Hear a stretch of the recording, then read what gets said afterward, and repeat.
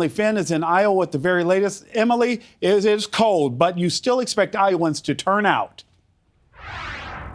It certainly is cold, Nick. It's going to be tough for them to even just get around here in Iowa. Our beloved NewsNation producer Juliet and I were driving around this morning, sliding on the roads. So hopefully everyone in Iowa is able to stay safe, stay warm. It's very chilly, very snowy this morning. And it's looking like those temperatures are going to stay pretty frigid throughout the rest of the week. And it's actually forced some of the GOP presidential hopefuls to cancel events in this final stretch leading up to the Iowa caucuses, a really crucial time for all of the candidates. The National Weather Service says that the Hawkeye State is under a winter storm warning, and we're expecting 6 to 12 inches of snow before tomorrow. Meteorologists are also predicting a polar vortex in the days leading up to the 15th. A polar vortex, I mean, that just sounds cold. It's going to bring single-digit temperatures, even below zero temperatures as well, which could influence lower voter turnout than we had originally anticipated. Both President Trump and Nikki Haley have already canceled events in Iowa because of the weather. Now, at Haley's town hall event last night, one of her supporters didn't seem too worried about the winter storm impacting voter support. In fact, he said that -0 temps is just the same old song and dance here for Iowans.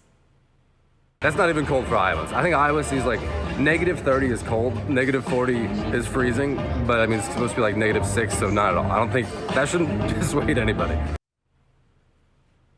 But when it comes down to it, former President Trump still commands a massive lead in Iowa. For the rest of the week, one of the biggest things that we'll be watching out for is if these winter conditions will deter voters, especially elderly voters, from showing up to the caucuses. Experts say that Trump has the most to lose from low turnout because if his momentum lulls and he doesn't win in a blowout here, that could pose trouble for his campaign in the next in the nation primaries in New Hampshire and South Carolina, where Nikki Haley has really been picking up steam.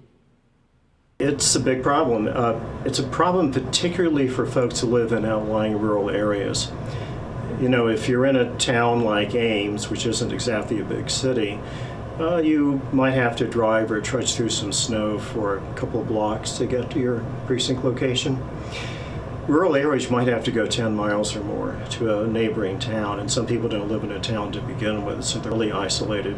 So this could be pretty historic here. I mean, extreme cold temperatures have not impacted the Iowa caucuses since 1972. And that year at the Des Moines airport, the temperatures reached -4 degrees. So we may be on track for record-breaking temperatures this time around. Nick and Marky? And Emily, may I just say in the most professional, please don't call HR kind of way, how cute you look with those earmuffs and the snow falling behind you. It's perfect. You're going to make me blush, Nick. This is true. Marky and I were like, doesn't she look so cute? Yeah, You know? yeah. You look great, Emily. Thanks. Thank you so you're much, warming Emily. me up. My cheeks are warm now. Stay warm, Emily. Emily, thank you. Let's talk more about